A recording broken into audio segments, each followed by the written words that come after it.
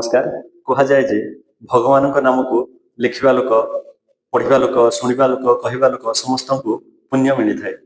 ଏଣୁ ଏହାକୁ ଆଖି ଆଗରେ ରଖି ମୁଁ ରାମାୟଣକୁ ଗପ ମାଧ୍ୟମରେ ଆପଣମାନଙ୍କ ଆଗରେ ପରିବେଷଣ କରିବା ପାଇଁ ଏକ ଛୋଟ ପ୍ରୟାସ କରୁଛି। ଯଦି ଏହା ଆପଣମାନଙ୍କୁ ଭଲ ଲାଗିବ ତାହେଲେ ଲାଇକ୍ କରିବେ, ସବସ୍କ୍ରାଇବ୍ କରିବେ ଏବଂ ଅନ୍ୟମାନଙ୍କୁ ସେୟାର ମଧ୍ୟ କରିବେ। ମହର୍ଷି ବାଲ୍ମୀକିଙ୍କ ଦ୍ୱାରା ରଚିତ ରାମାୟଣ ଏକ ମହାକାବ୍ୟ। ଏଥିରେ ଏକ ଆଦର୍ଶ ସମାଜର ଚିତ୍ର ଚିତ୍ରିତ ହୋଇଛି। ଏକ ଆଦର୍ଶ ପିତା, ପୁତ୍ର, ପତ୍ନୀ ଏବଂ ଜୀବନଚର୍ଯ୍ୟାକୁ ମଧ୍ୟ ଏଥିରେ ସୁନ୍ଦର ରୂପରେ ଚିତ୍ରଣ କରାଯାଇଛି। ଏଣୁ ଏସବୁକୁ ଜାଣିବା ପାଇଁ ଆସନ୍ତୁ ଆରମ୍ଭ କରିବା ରାମାୟଣର କାହାଣୀ। ଦିନକର କଥା, ମହାମୁନି ନାରଦ ବୁଲୁ ବୁଲୁ ପହଞ୍ଚିଗଲେ ବୈକୁଣ୍ଠପୁରରେ। ବୈକୁଣ୍ଠପୁରରେ ପ୍ରାୟତଃ ସେ ବିଷ୍ଣୁ ଓ ମା ଲକ୍ଷ୍ମୀଙ୍କୁ ଦର୍ଶନ କରିଥାନ୍ତି, କିନ୍ତୁ ସେଦିନ ଦେଖିଲେ ଯେ ଭଗବାନ ବିଷ୍ଣୁ ଚାରି ଭାଗରେ ବିଭକ୍ତ ହୋଇଯାଇଛନ୍ତି।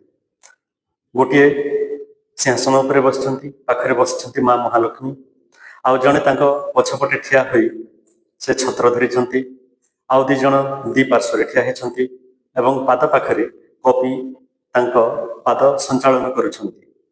ଏଭଳି ଅଦ୍ଭୁତ ଦୃଶ୍ୟ ସେ କେବେ ଦେଖିନଥିଲେ। ତେଣୁ ଏହାର ରହସ୍ୟ ଜାଣିବା ପାଇଁ ସେ ନିଜ ପିତା ବ୍ରହ୍ମାଙ୍କ ପାଖକୁ ଗଲେ। ବ୍ରହ୍ମାଙ୍କୁ ସବୁ କଥା କହିଲେ। ଏହା ଶୁଣି ବ୍ରହ୍ମା କିଛି ବୁଝିପାରିଲେ ନାହିଁ ଏହାର ରହସ୍ୟ। ତେଣୁ ଏହାର ରହସ୍ୟ ଜାଣିବା ପାଇଁ ଉଭୟ ବ୍ରହ୍ମା ଏବଂ ନାରଦ ଭଗବାନ ଶିବ ଶଙ୍କରଙ୍କ ପାଖକୁ ଆସିଲେ। ଭଗବାନ ଶିବ ଶଙ୍କରଙ୍କ ପାଖରେ ସେମାନେ ଏସବୁ ଖୋଲି କହିଲେ। ଏହା ଶୁଣିବା ପରେ ଭଗବାନ ଶିବ ସ୍ମିତ ହାସ୍ୟ କରି କହିଲେ ଯେ ଆଉ କିଛି ବର୍ଷ ପରେ ତ୍ରେତୟା ଯୁଗରେ ଭଗବାନ ବିଷ୍ଣୁ ଶ୍ରୀରାମ ରୂପରେ ଅଯୋଧ୍ୟାରେ ଜନ୍ମଗ୍ରହଣ କରିବେ। ଆଉ ତାଙ୍କ ସାଙ୍ଗରେ ତାଙ୍କର ତିନି ଭାଇ ଭରତ, ଲକ୍ଷ୍ମଣ ଏବଂ ଶତ୍ରୁଘ୍ନ ମଧ୍ୟ ଧରାପୃଷ୍ଠରେ ଜନ୍ମଗ୍ରହଣ କରିବେ। ମା ମହାଲକ୍ଷ୍ମୀ ସୀତା ରୂପରେ ଜନ୍ମଗ୍ରହଣ କରିବେ। ଏହା ଶୁଣି ବ୍ରହ୍ମା ପଚାରିଲେ ଭଗବାନ ବିଷ୍ଣୁଙ୍କୁ ମର୍ତ୍ତ୍ୟଲୋକରେ ଜନ୍ମ ନେବାର ତାତ୍ପର୍ଯ୍ୟ କ'ଣ ପାଇଁ ଏହା ଦରକାର ପଡ଼ୁଛି? ତ ଶିବ କହିଲେ ଯେ ମର୍ତ୍ତ୍ୟରେ ରାବଣ ନାମକ ଜଣେ ରାକ୍ଷସ ବହୁତ ଉତ୍ପାତ ମଚାଇବ, ଲୋକମାନଙ୍କୁ ବହୁତ ହଇରାଣ କରିବ, ସାଧୁ ସନ୍ତମାନେ ପ୍ରମାଦ ଗଣିବେ, ଦେବତାମାନେ ତ୍ରାହି ତ୍ରାହି କରିବେ। ଏଣୁ ତାର ସେହି ଦୌରାତ୍ମ୍ୟରୁ ପୃଥିବୀକୁ ରକ୍ଷା କରିବା ପାଇଁ, ସନ୍ଥ ଜନଙ୍କୁ ରକ୍ଷା କରିବା ପାଇଁ ଭଗବାନ ରାମଚନ୍ଦ୍ର ରୂପରେ ଅବତାର ଗ୍ରହଣ କରିବେ।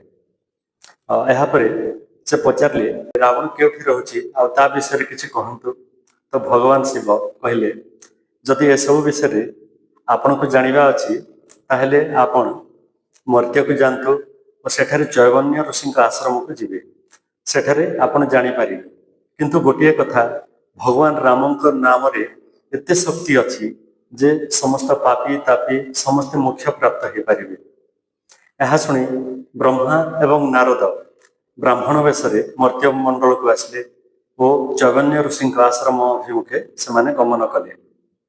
ଏହାପରେ କ'ଣ ଘଟିଲା ତାହା ପରବର୍ତ୍ତୀ ଅଧ୍ୟାୟରେ ମୁଁ ଆପଣମାନଙ୍କୁ କହିବି। ରହୁଛି।